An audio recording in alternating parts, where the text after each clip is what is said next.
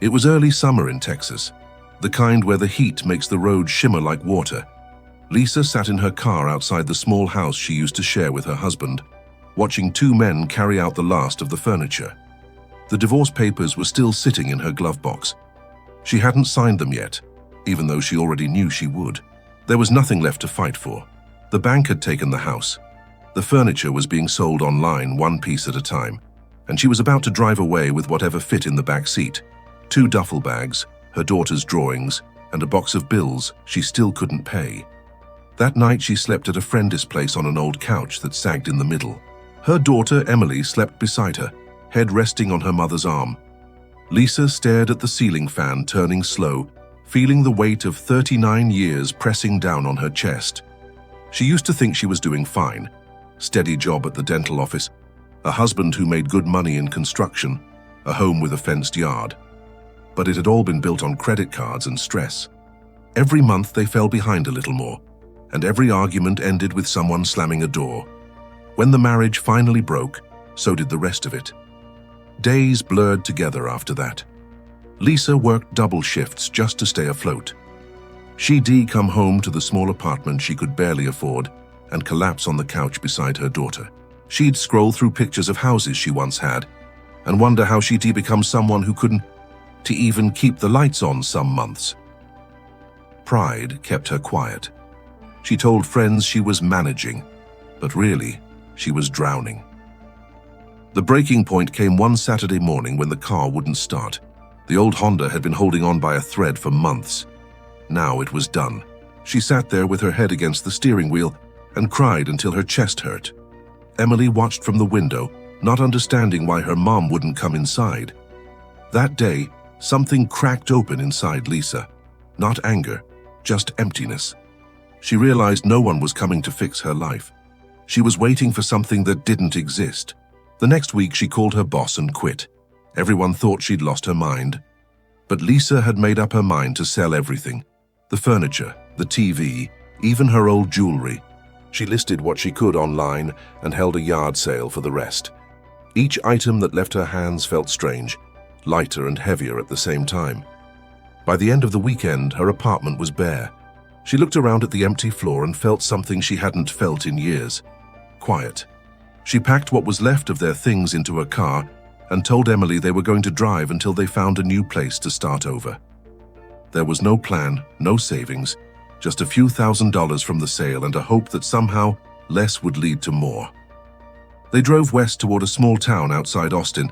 It wasn't much, just a cluster of trailers, a diner, a few shops. But rent was cheap, and the air smelled like grass and rain. Lisa found a job at a small grocery store. The pay wasn't great, but it was honest.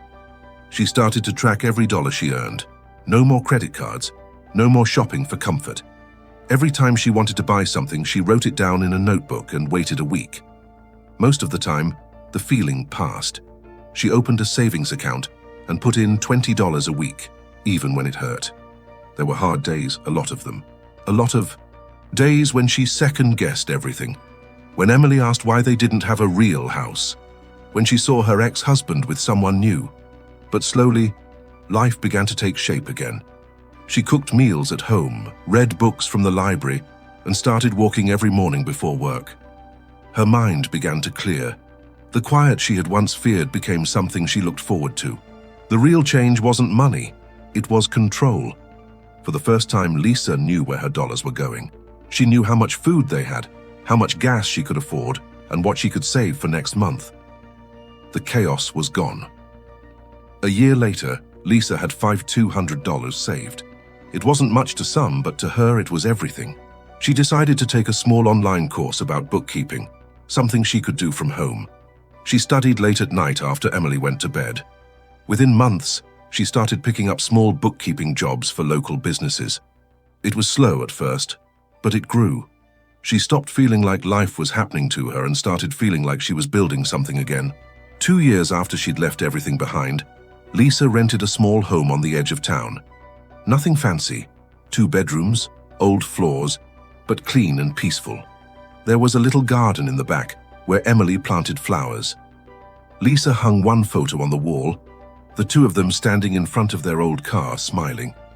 She still remembered the feeling of sitting in that car the day it broke down, how lost she'd felt. But now, when she looked around her home, she saw how starting over had given her something the old life never did. Peace. Not riches, not status. Just peace. And from that peace came strength. When someone loses everything, most people think the story ends there. But sometimes that's where the truth finally begins. Lisa's story shows something simple but powerful. That when life takes everything, it also takes away the noise, the clutter, the things that made you feel trapped. She didn't just sell her furniture or her jewelry. She sold her old life, the one built on fear, image, and debt. What was left was small but real. Starting over doesn't look brave when you're in it. It looks like crying in your car. It looks like not knowing where you'll sleep next month. It looks like doubt. But hidden inside that emptiness is a strange kind of freedom. When there's nothing left to lose, you can finally see what matters. Most people hold on too long. They cling to things that hurt them.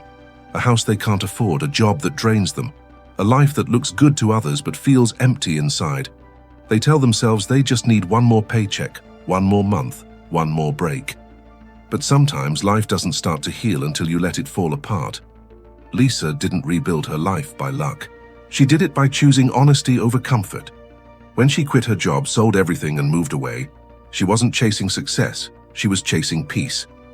That's something most people overlook. Wealth isn't always money first. It's peace. Peace makes clear choices. Clear choices make good money habits. And good money habits build real wealth, slow but strong. The truth is, most of us don't need more things, we need less. Less debt, less clutter, less pretending. When you have less, you start to value what you do have. A quiet home, a small meal, a steady plan. These things sound boring, but they are the soil that wealth grows from. Lisa learned that saving isn't just about dollars. It's about self-respect. Every time she put away $20, she told herself, "I matter, my future matters." It wasn't about the amount, it was about the pattern. That's how discipline starts, not with big changes, but with small, repeated acts that teach your heart to wait. She also learned that control is better than comfort. For years, she'd tried to buy comfort, new clothes, meals out, little escapes that kept her broke.